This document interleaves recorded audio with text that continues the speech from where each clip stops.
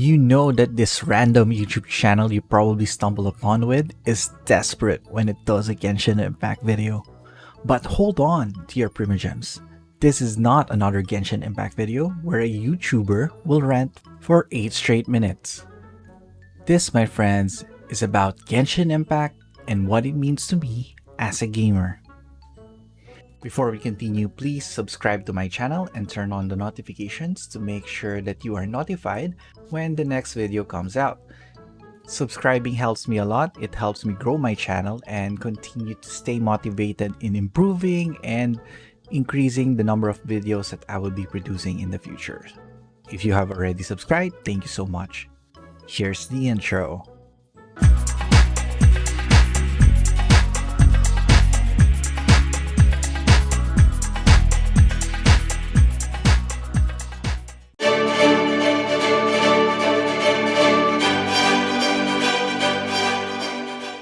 In 2020, like most of you, we're all basically stuck at home. For me, I was playing a lot of Valorant. Yes, that FPS game. Here's a fun fact.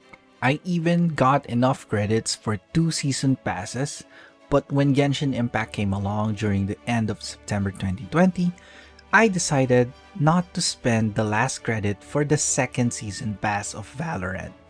In fact, to this day, I still have enough credits for a Valorant Season Pass sitting in my account. But contrary to that, I wasn't really initially fully hooked with Genshin. I was just burnt out playing a competitive game. In fact, my wrist agrees with me, as I have had therapy on my wrist since 2016's Overwatch, but that's a story for another day. As I was saying, Genshin came along. Played it since launch, but I actually skipped around 3 days before I really started taking it seriously. I would actually regret those 3 days because of the daily Primogems that you would be getting from the daily quest. This feeling of missing out is common for most Genshin Impact players, especially during the first few months after launch. When it launched though, Genshin was touted as a gacha game clone of Zelda Breath of the Wild. The developer Hoyoverse, then called miHoYo, wasn't shy about this comparison, and they did say that Genshin was inspired by Breath of the Wild. I remember YouTubers who had played Breath of the Wild saying how the first sequence of Genshin was just a ripoff of the said game. It is true though. Some fans of Genshin may defend this to the death, but most mechanics when the initial game launched were from Breath of the Wild. But of course, that doesn't mean that the game is not fun. In fact, the graphics were great, the music was exceptional, the story was good, the combat was satisfying, and best part of all is character design. I still remember how happy I was during Christmas time of 2020 when I got Albedo. Even though he was not a good combat-wise character versus the first character that came before him, which was Zhongli, I still preferred Albedo though. But why, you may ask? This is because Albedo looks cool. I think he looks cool. And looking cool, looking awesome is one of the biggest, again, it's one of the biggest selling points of Genshin Impact, and most people who actually play the game would like the character because of how they look. To this day, Albedo is still my favorite character. This is 2 years after his initial launch.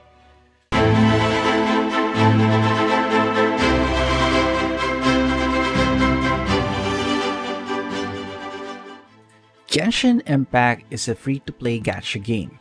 A short explanation of a gacha game is that you are trying to earn this type of currency and you're trying to get basically a loot box. You do not know what character or weapon is inside that box.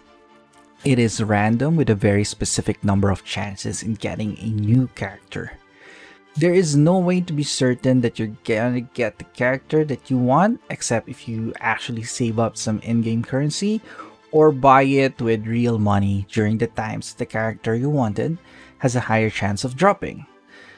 I have played many gacha games in the past, and most developers of these gacha games are banking on character design and how strong they are in the overall game. The developer will keep players saving in-game currency or spending real money by adding new characters down the line. Being a free-to-play game means that the developer needs to have some type of way to earn money. However, this type of monetization is basically gambling, and gambling is addictive. But sometimes you get lucky. And when I started playing Genshin, I had no idea how lucky I was. My friends even ask me often how much I have spent in the game, or if I have spent to get a character named Master D-Look. I was just lucky because on my beginner's wish of 10 wishes, which is basically a freebie wish, I got him. And I had no idea that the chances of that happening was extremely low. Though I cannot prove that I wasn't making new accounts to get him, which is a common method way back when, I can honestly say that I really didn't care about the game on day one. I thought it was just a flash in the pan and it wasn't made for gamers like me. Even my friends who I play competitive FPS games quit after just a month. I was the only one playing it, and for such a long time, 1.5 years, I still continued to play it.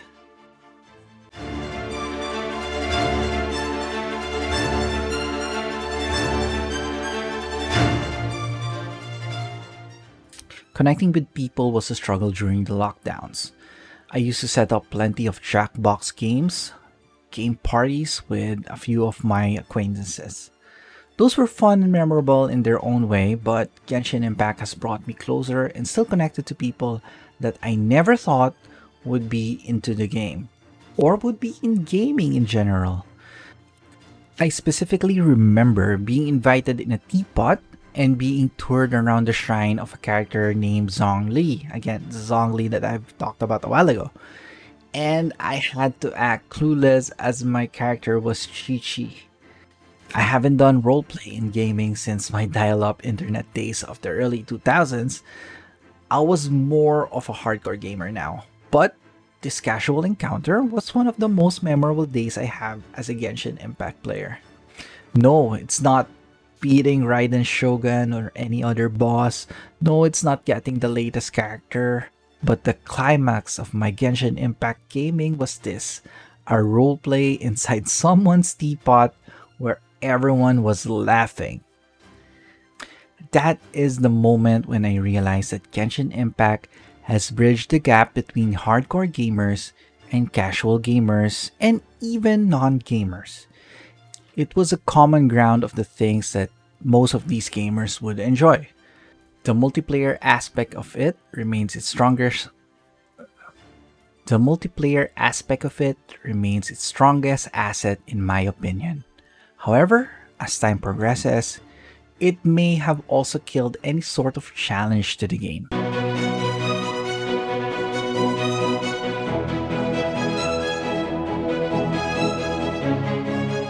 When Genshin Impact was released, it had one glaring problem.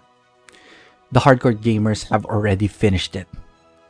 Finished is a term I use lightly here because Genshin is never finished. To this day, the main story has yet to conclude even after 2 years.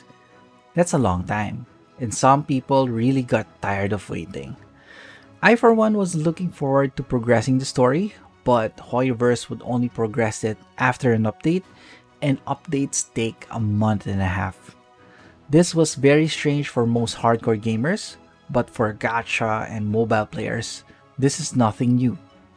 Since I had experience with gacha, I knew exactly what I was getting into.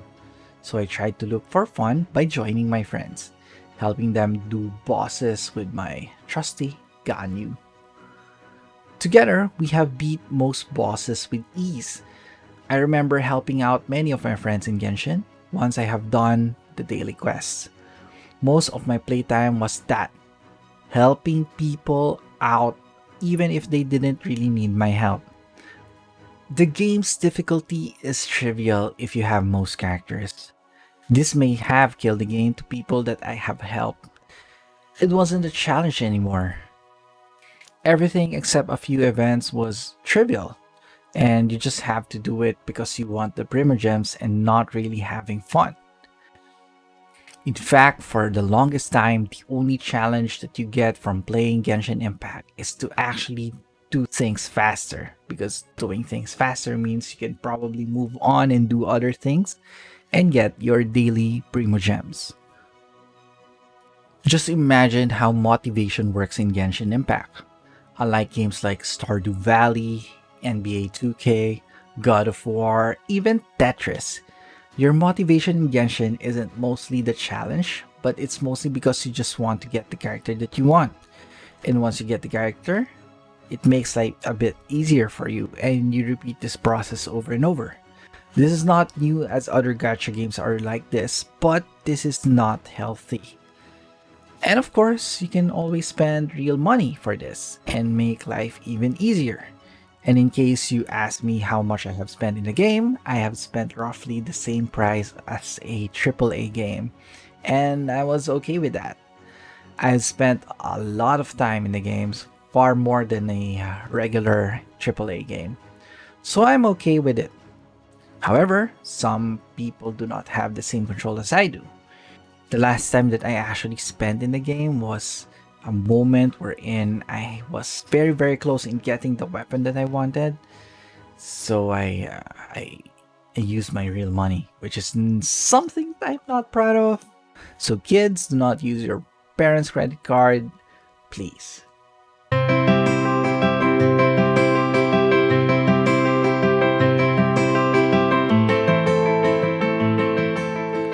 I have played the game for about 20 minutes. This is the longest I have played a gacha game, which is a true testament to how good Genshin Impact was. However, there are days, if not weeks, where I'm just playing the game just because I need to get the daily quest done for the Primogems. I didn't know what character I wanted. I just knew that I had to save up so that down the line, when they release a new shiny character, I would have the Primogems for it.